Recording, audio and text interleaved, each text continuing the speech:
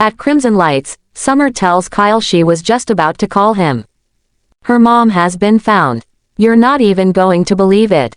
She was kidnapped. It gets even crazier. Sharon was taken captive with her. They were locked up in an abandoned psychiatric clinic. Kyle asks who would do such a thing and why. Summer says they don't know. It wasn't about money as no ransom demand was made. She explains that Nick and Billy found them after getting a text clue from the kidnapper. Kyle marvels that it all sounds so crazy. They puzzle over who would do something so bizarre, and why. They're still out there, so what's to stop them from coming after Phyllis, Sharon, or another family member? Kyle's sorry Summer's family is being targeted. Summer thanks him for being so solid and supportive. Thank you for caring so much about me. Kyle's smiling into her eyes when Claire walks in. Kyle and Summer bring Claire up to speed on Phyllis' abduction with Sharon. Claire knows how scary that can be.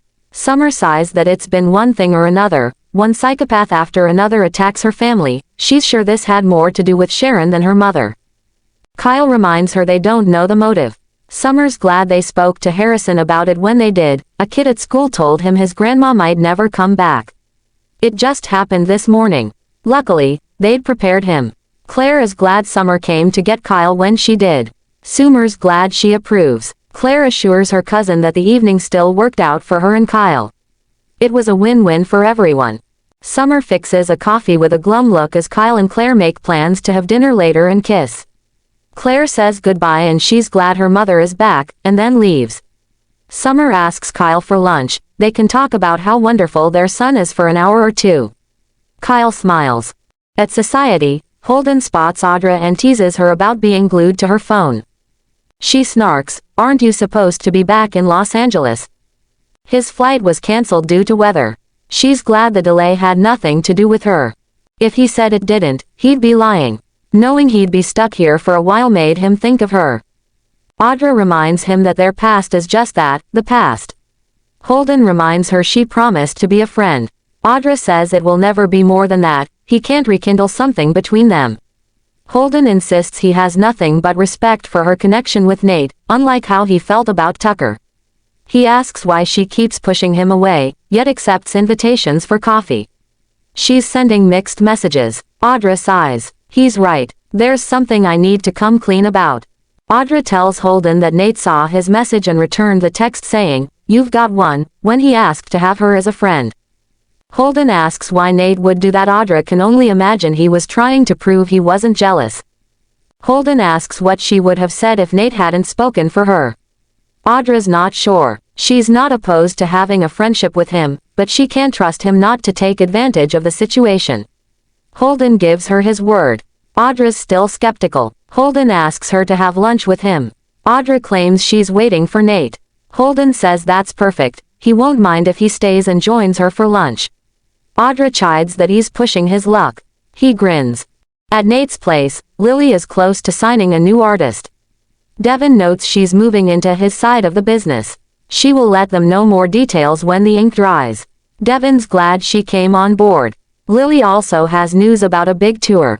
Devin and Nate needle that she's just trying to show off now. A knock comes at the door. It's Damian. He asks Nate if it's true that his mom's been admitted to a hospital in Chicago. Nate frowns. Is she all right?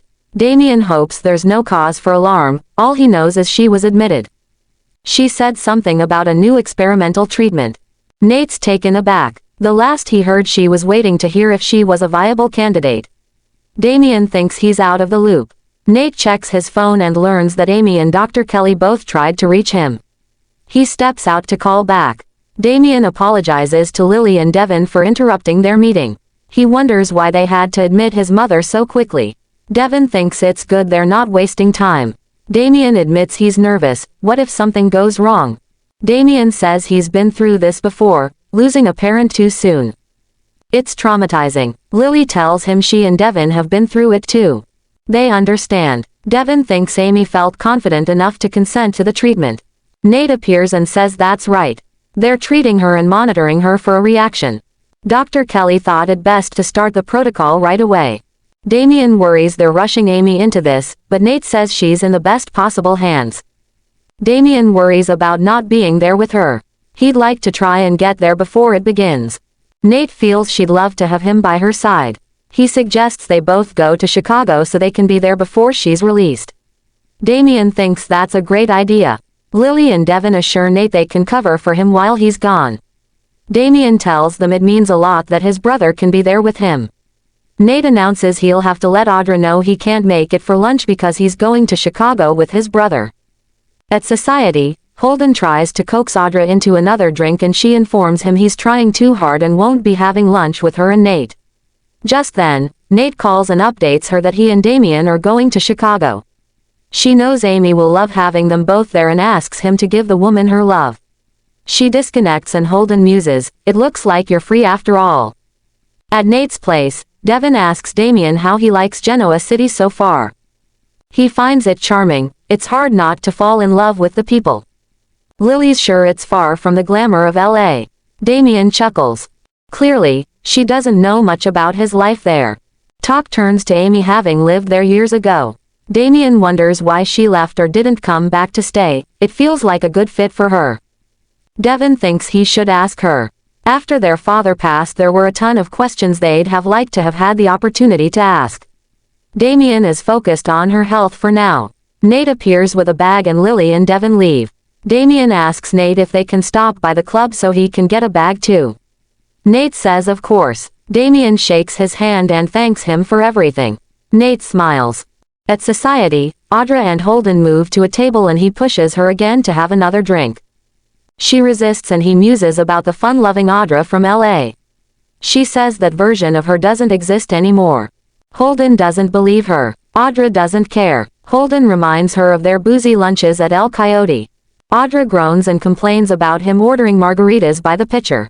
Holden laughs about her singing Metallica songs at the top of her lungs. That was fun. Audra laughs. It was. Just then, Devin and Lily walk in. They ask to be let in on the joke. Audra changes the subject to Nate going to Chicago with Damian. Lily says they just came from his place. Introductions are made, and Holden says he met Lily before but not Devin. Audra hopes Amy's treatment will turn things around for her. She's grown to care about her a lot. There's something about her that warms her heart. Lily snarks that she seems brighter lately, what with the laughing and joking. They trot off and Holden tells Audra that it doesn't seem Nate's family has warmed up to her. At their table, Lily asks Devin what he thinks that was all about.